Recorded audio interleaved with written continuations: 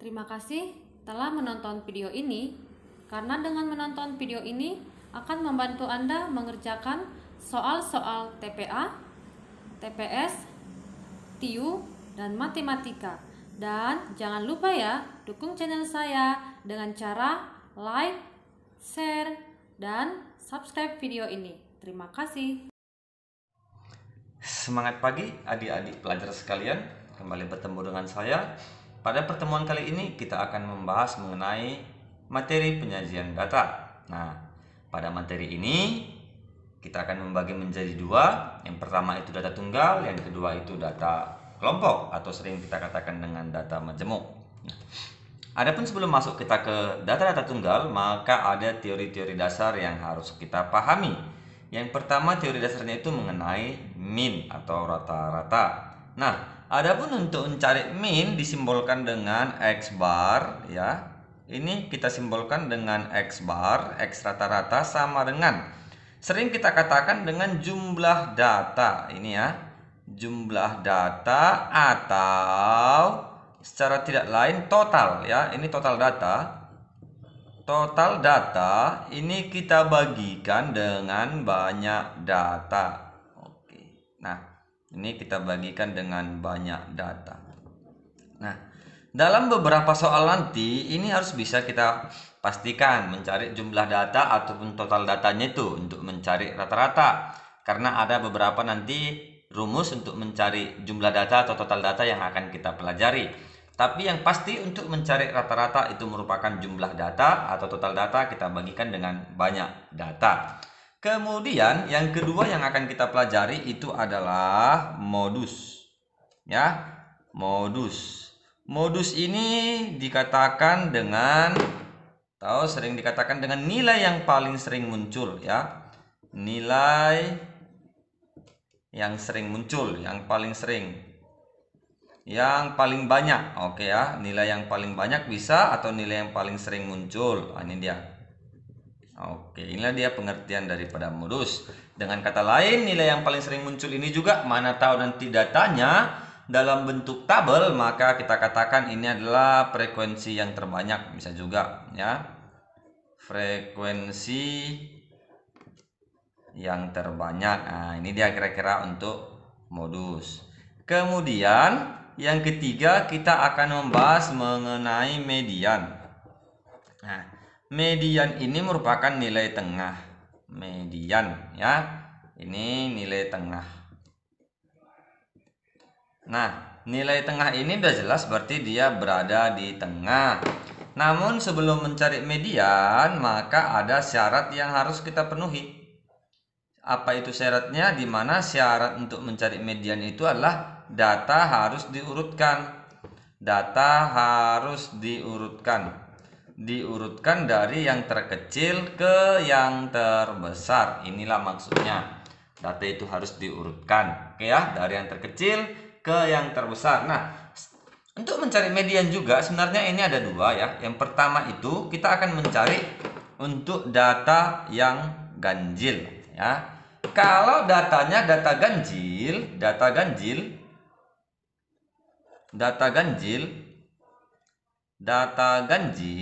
maka untuk mencari median itu sama dengan oke ya. Data ke ini dibaca data ya. Data ke n tambah 1 per 2. Oke. Di mana sini saya bikin X itu sama dengan data ke. Nah, ini ya. Artinya nanti kalau misalnya N-nya 5 berarti 5 tambah 1 dibagi dengan 2. 5 tambah 1 6 dibagi 2 3 berarti data ketiga. Kemudian bagaimana kalau datanya data genap? Oke ya. Maksudnya ini jumlah datanya ya. Data genap ini maksudnya jumlahnya genap. Jumlah ini ya. Oke, maka median sama dengan data ke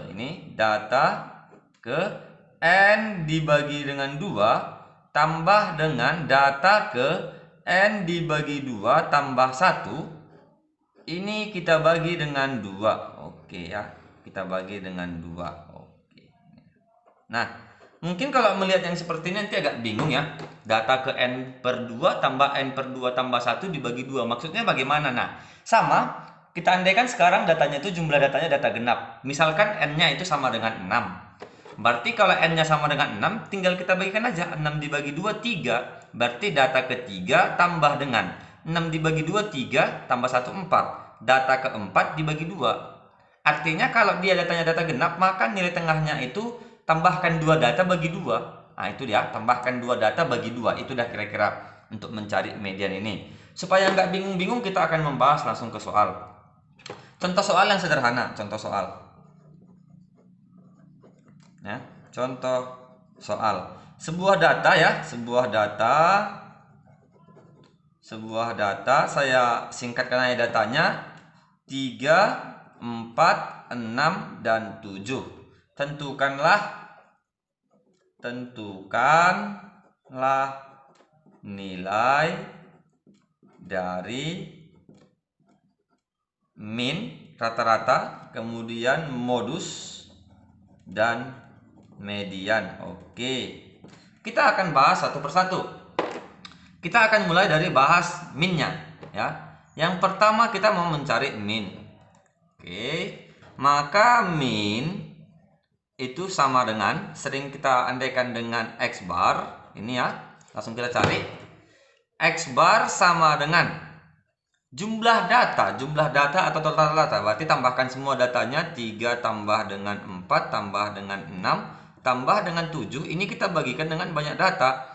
Banyak datanya ada 4, berarti dibagi dengan 4. Maka ini sama dengan 20 kita bagi 4 sama dengan 5. Kemudian yang kedua itu adalah modus ya. Yang kedua itu adalah modus. Coba kita perhatikan di sini modusnya itu tidak ada. Kenapa tidak ada? Karena semua angka itu 3, 4, 6, dan 7 tidak ada yang paling sering muncul. Atau modusnya bisa juga kita katakan semua data ya. Semua data ini modus ya. Tergantung di option mana nanti yang ada. Ya, karena apa? Karena tidak ada yang mencolok, tidak ada yang muncul 2 kali, 3 kali, dan lain sebagainya. Maka modusnya semua data, atau nanti kalau di option tidak ada, maka jawablah tidak ada. Itu ya. Kemudian yang ketiga itu adalah median. Nah, untuk median datanya ini data genap. Ya, data genap median. Berarti yang kita gunakan yang mana? Nah, di mana n-nya ini sama dengan 4. Yang kita gunakan data yang genap. Atau kita bagilah kedua ruas dengan sama banyak. Nah, datanya 3, 4, 6, 7. Berarti kalau kita bagi ke kanan 2, ke kiri 2, maka mediannya yang ini. Nah, ini dia kira-kira ya. Maka langsung aja median sama dengan 4 tambahkan dengan 6 kita bagi dengan 2. Maka jawabannya 10 kita bagi 2 sama dengan 5. Nah, inilah mediannya. Kemudian kalau kita menggunakan rumus yang tadi bagaimana? Bisa tidak ada masalah. Di mana n-nya sama dengan 4, maka median sama dengan, yuk sama-sama kita kerjakan. Data ke n-nya ada 4, kita masukkan kemari, n-nya ada 4, berarti data ke 4 dibagi 2 tambah dengan data ke 4 dibagi 2 tambah 1 per 2. Oke. Maka jawabannya data ke 4 dibagi 2 berarti data kedua tambah dengan data kedua tambah 1 data ketiga per 2. Data kedua pada soal ini merupakan 4. Ini sebagai data kedua, ini merupakan sebagai data ketiga. Maka jawabannya 4 tambah 6 per 2 sama dengan 5. Sama saja. Jadi artinya untuk soal yang seperti ini masih bisa kita kerjakan dengan mudah. Kemudian bagaimana kalau misalnya kita masuk ke data yang tabel ya, data tabel. Oke, yuk kita perhatikan contoh yang kedua.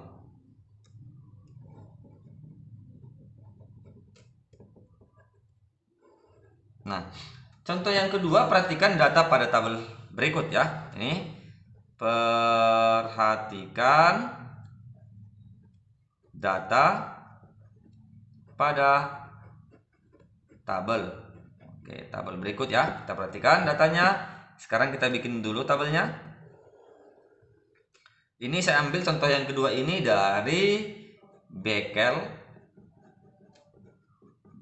1 ya. Bekel 1 buku Sekino halaman 64. Oke. Kita perhatikan ini 1, 2, 3, 4. 1, 2, 3, 4, 5, 6. Ada 6, 2, 3, 4.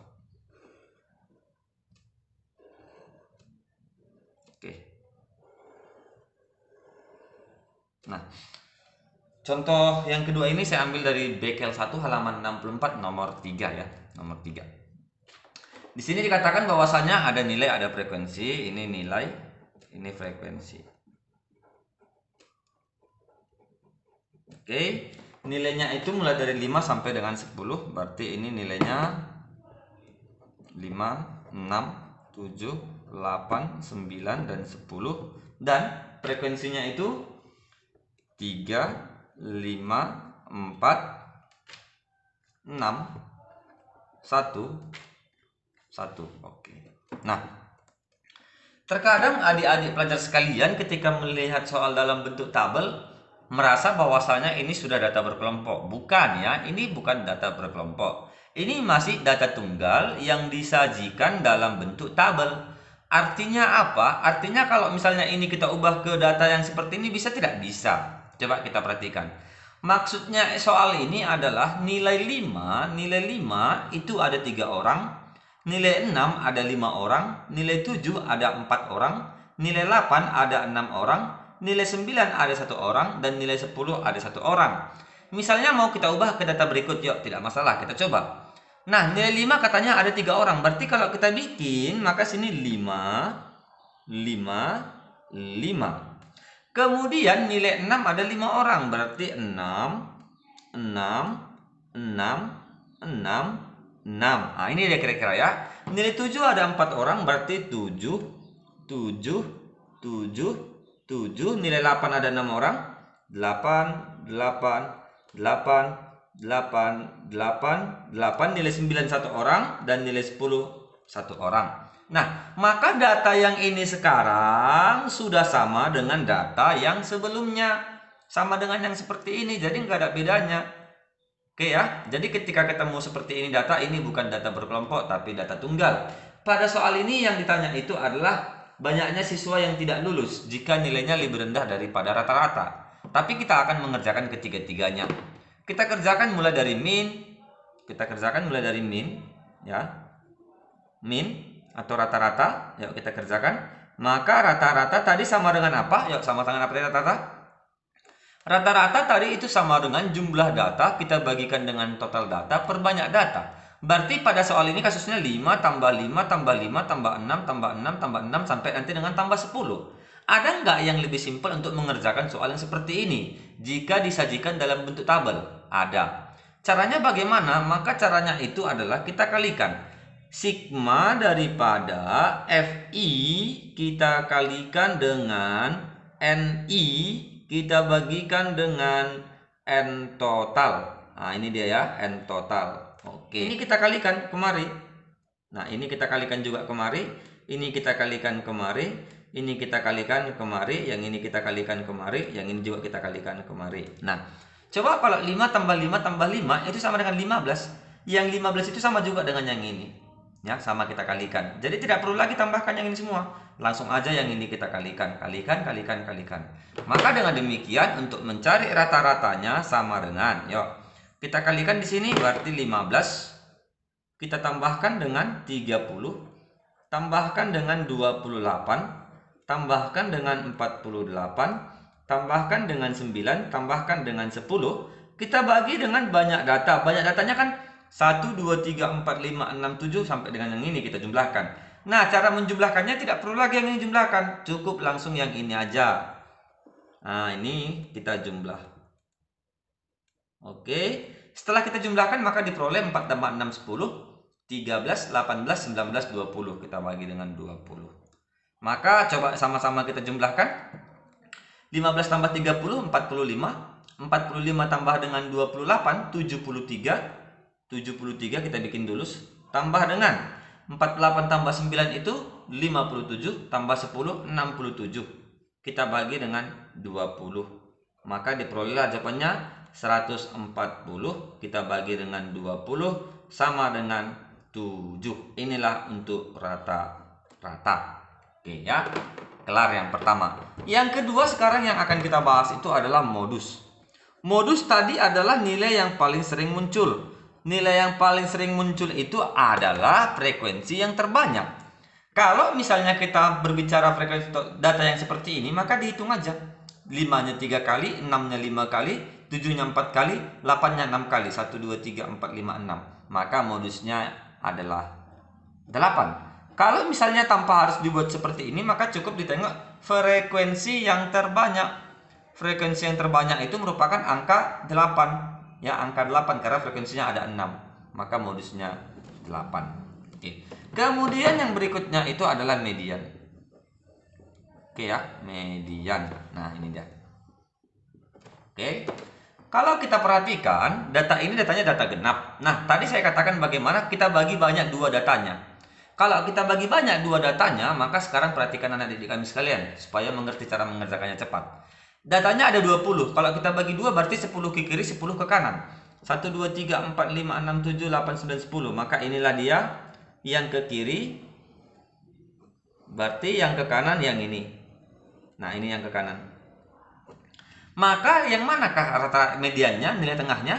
Maka nilai tengahnya merupakan penjumlahan dari dua data yang di tengah. Yang di tengah yang ini, tambahkan aja. Nah, ini dia. Berarti kalau kita tambahkan di sini median sama dengan 7 tambah dengan 7 kita bagi dengan 2, maka jawabannya 7. Nah, lantas muncul pertanyaan. Bagaimana kalau datanya tidak kita ubah ke sini, Pak? Artinya supaya menghemat waktu. Tadi kita rata-rata sudah kita tahu. Tanpa harus mengubah seperti ini, cukup tinggal kita kalikan, dapat jawaban 7. Modus juga demikian. Tanpa harus mengubah seperti ini datanya, cukup ditengok frekuensi yang terbanyak. Bagaimana untuk mencari median? Maka untuk mencari median, sekarang perhatikan datanya. Datanya ada 20. Kalau datanya ada 20, maka untuk mencari median sama dengan kita bagi 2 aja datanya. Tadi kan dibagi 2 ini. Data ke N-nya 20 dibagi 2, 20 bagi 2, 10. Berarti data ke 10 tambah dengan dibagi 2 tambah 1. Dibagi 2, 10 tambah 1, 11. Data ke 11 kita bagi dengan 2, udah selesai. Nah, yang menjadi pertanyaannya data ke 10 berapa, data ke 11 berapa? Cara menghitungnya dari sini. Ya, dari sini. Data 1 sampai 3 itu masih angka 5. Berarti data 3, sini tambahkan 5, data 8. 8 tambah dengan 4, data 12. Berarti data 10 dan data 11 terletak di angka 7. Maka datanya yang 7. Langsung aja. Nah, 7 tambah dengan 7 kita bagi dengan 2 sama dengan 7. Inilah untuk mediannya. Sama saja dengan yang ini. Nah, itu dia ya. Jadi kira-kira untuk data tunggal, inilah dia adik-adik peserta didik kami sekalian untuk membahas data-data tunggal. Nah, lantas untuk jawaban yang tadi, yang ditanya pada soal ini sebenarnya bukan min, bukan modus, bukan median. Kita balik ke soal yang tanya itu adalah jika nilai siswa yang lebih rendah dari rata-rata. Ya. Jika nilai lebih kecil dari rata-rata, dinyatakan tidak lulus.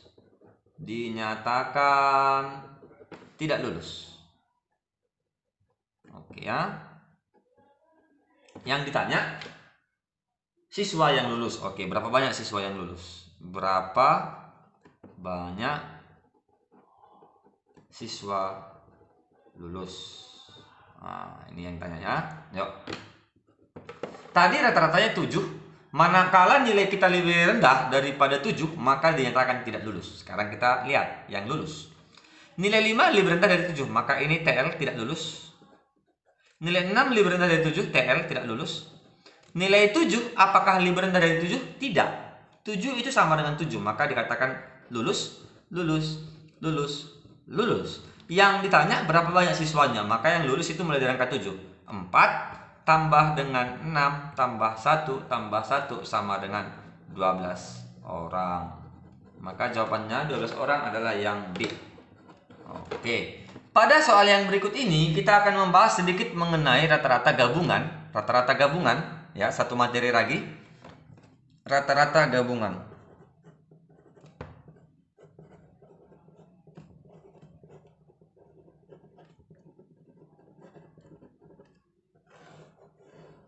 Oke.